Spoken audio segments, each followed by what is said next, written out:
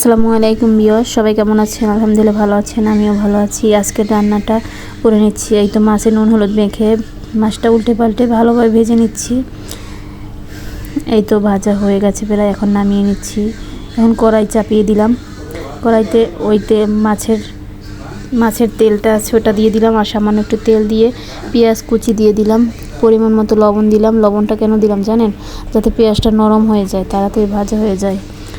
ওই পেঁয়াজের মধ্যে রসুন বাটা দিয়ে দিলাম, হলুদের গুঁড়া দিলাম, মরিচের গুঁড়া দিলাম, জিরা ধনিয়ার গুঁড়া দিয়ে সামান্য পানি দিয়ে ভালো মতো কষিয়ে নিচ্ছি।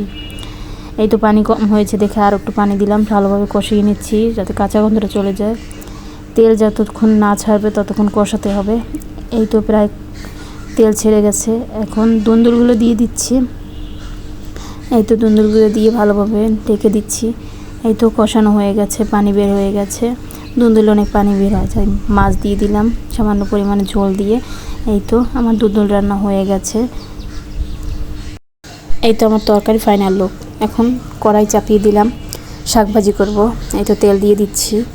এখন কয়েকটা শুকনো মরিচ ভেঙে দিয়ে দিচ্ছি, নেড়ে চেড়ে পেঁয়াজ রসুন কুচো দিয়ে দিচ্ছি, পরিমাণ মতো লবণ দিচ্ছি, দিয়ে হালকা ভেজে নেব।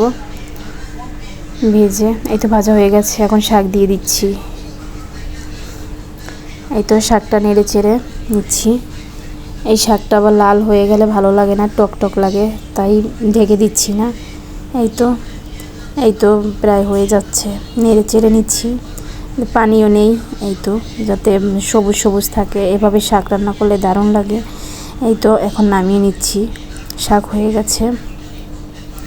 এই তো আমার শাকের ফাইনাল লুক। সবাই ভালো থাকবেন। আসসালামু আলাইকুম।